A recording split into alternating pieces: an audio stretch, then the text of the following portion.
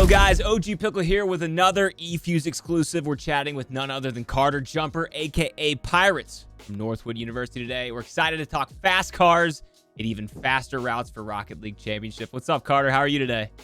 I'm good, man. Excited for the interview. I like your festivities there. You've got the Christmas tree. We've got things going on soon. We're inching closer and closer.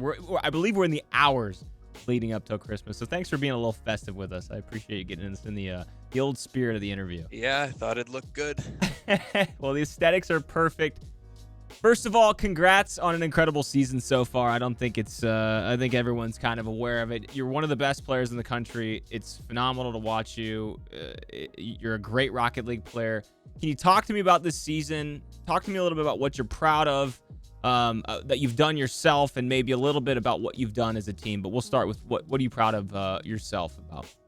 Well, I really couldn't see myself playing the game, honestly, before the season started. Oh.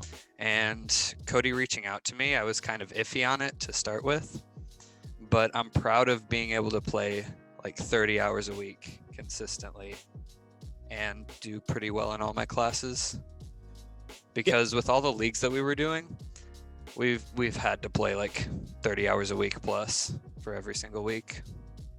Yeah, it's extremely competitive. I mean, you look at this upcoming championship. I mean, every team in there is deserving of being there. And so, needing to put the work hours in is extremely important.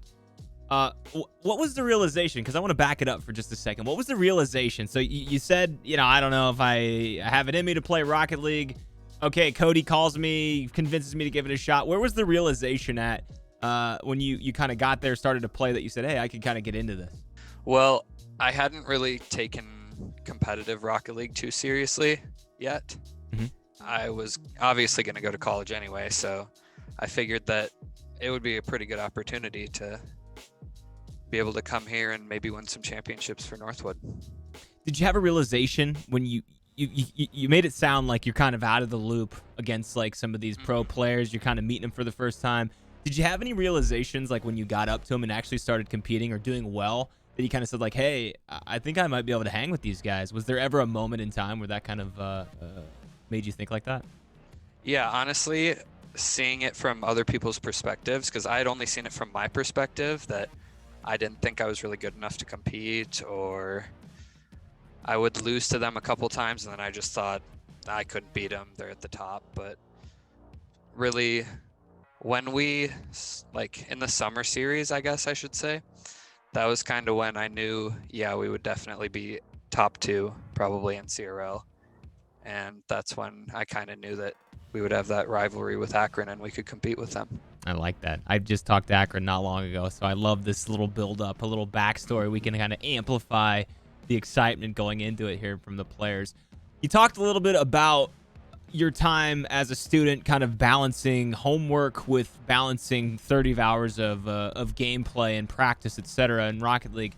Can you walk me through an average day in the life of an elite collegiate esports player? Because I think a lot of people are disconnected. They go into it thinking it's all fun and games, or they go into it thinking like it's not as hard as it may seem. Give me a little balance of what you go through each day as a player. So wake up, go to class, obviously. Classes are usually from like 8 a.m. probably to either noon or 2 p.m. every single day. And then after that, we have a bit of a break, but then as soon as probably 5 o'clock hits, we either have league play matches for whatever league we're in, CRL, which we have to play 3 a week, or play VS, whatever it was on the day. And if we don't have matches, or if we only have a couple matches, we would do at least like 1 or 2 hours of scrims every day. So then I'd get to bed probably around midnight. So you work from basically 8 a.m. or whenever classes start, sometimes 8 to 9, and then work your way up till about midnight practicing afterwards? Yeah. Yep. That's crazy, man. I love that kind of work ethic, though. I just like to give people perspective. That question was more about for people watching that really don't have an understanding of what a true regimen is for a player. Like, it's a lot of work. Can you branch off for that real quick? You guys are obviously successful. You're successful as a player. You've kind of walked me through a day in your life. You've walked me through some of your mindsets coming into it from being someone who's basically stepped outside and come in. What are some of your biggest strengths, you think, as a player that you're going to bring to your teammates, maybe specifically for this championship, but most overall just as a team or a core player on that team? Well, I really like to see improvement as a team. I don't worry as much about personal mechanics or anything like that as I do just working together well. So that's what we're trying to build off right now, is trying to build off rotations. And I think personally, maybe a little egotistical, but I do think I'm pretty good at rotations. Maybe not mechanics, but I think rotations is what's going to win us the championship. Listen, nobody gets to championships without having a little self-confidence. So I don't think Michael Jordan's out there apologizing for taking any shots or feeling the way he feels. So I appreciate that. You're allowed to have. There was nothing arrogant about that. That was all just, you put the hours in, you can walk the walk, and then come January 7th, you got to talk the talk. But I like where your head's at. I think that mentality's strong as a team going into it, feeling confident, because a confident player still plays well. You talked a little bit about the rivalry with Akron. I like that. I like a little pre-build up. I like a little animosity, competitive, but still, keeping it honest with each other.